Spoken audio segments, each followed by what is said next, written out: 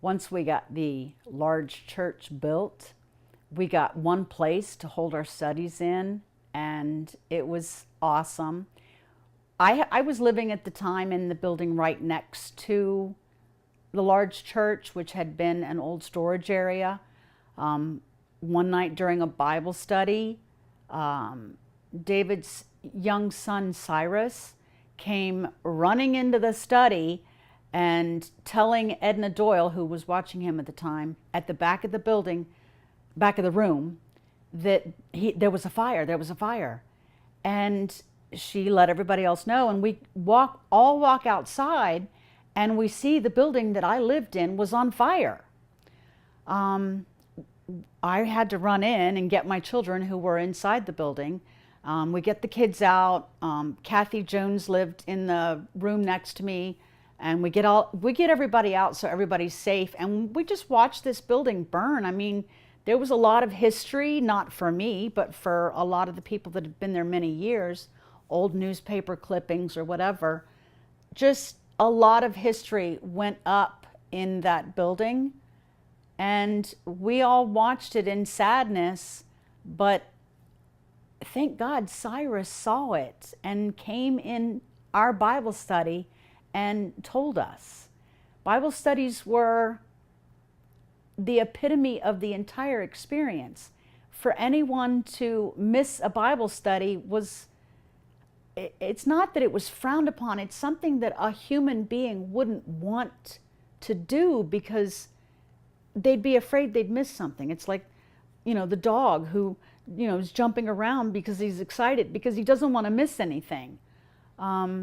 That's the way we were. We didn't want to miss a Bible study because David might say something, and the way he taught is, I have to explain how he taught so you understand what it's like to miss something. Because he could teach, yes, he spent many hours, sometimes hours on end, teaching the same lesson. Because he would teach that lesson the way the first person on the first row needed to hear it, the way they learned the best. And then he would teach it again for the second person on the second row, or the person in the back row. Every time he taught that lesson, I might not get it, but I would keep listening because eventually I would get it. The light bulb would go off in my head and I would be like, oh my gosh, that's what he's been teaching. I get it now. And then he would teach it again for someone else. And I'm like, okay, I get it again in a different way now, but it's the same lesson. And now I'm learning that this teaching style that David had was, I just don't know that I've ever met another soul in my entire life that could see what people needed and give it to them in such a way that they could understand it over and over and over until he made sure that every single person in the room got it. That's what our Bible studies were, and that's why they were so long. And a lot of times they would end with a jam session or end with, okay, it's really late. David would take one of his wives back to his room, or end with a movie. The kids really loved it when we ended with a movie. There were a lot of different things that happened, especially in the last year when we knew it was going to be our last year. That's what prophecy foretold. And we had a summer of riding go-karts and motorcycles and going swimming in the lake and enjoying ourselves because we knew that it was going to come to an end soon. And during this time, lessons were the icing on the cake. I mean, if you have to live in this lifestyle where you're living without running water and you're having to go to a tank to get water, and you're having to go eat communally a breakfast or a dinner with everyone else in the group. I was homeschooling my children and going to town and grabbing some books that I could really teach them at their right level with. And all the work that we put into that, the icing was the study.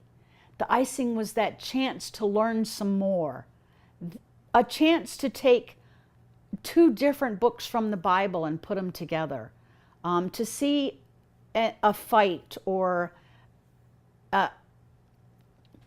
an experience that was relayed in one book, come to find out in a completely different book that they're telling the same story just in a different way.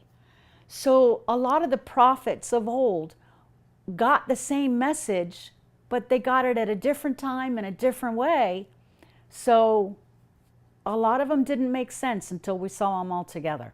There was a lot of that understanding and grasping of bringing things together, looking up the Greek word or the Hebrew word in a concordance to figure out what the men at the time really meant when they used that word. That was really important to us. It became, studies weren't long sermons. They weren't at all. They were sessions of Bible study. Questions were asked. People would ask David a question and he would provide an answer. It wasn't just a let me preach to you sermon.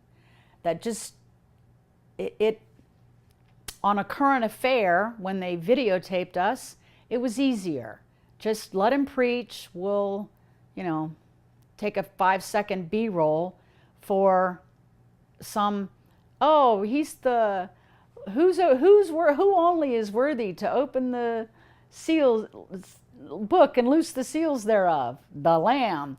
So things like that were, the basis of everything that we were learning, but they weren't deep knowledge. So they were easy for some media outlet to hear. When we got into our actual Bible studies, they were a lot deeper than that. And they included time periods of fun and watching movies. And David sat on a chair and sometimes would have a kid on the arm of the chair with him as he was telling a story or giving out ice cream. Whatever the case may be, there were a lot of different reasons that every single one of us wanted to be in that study.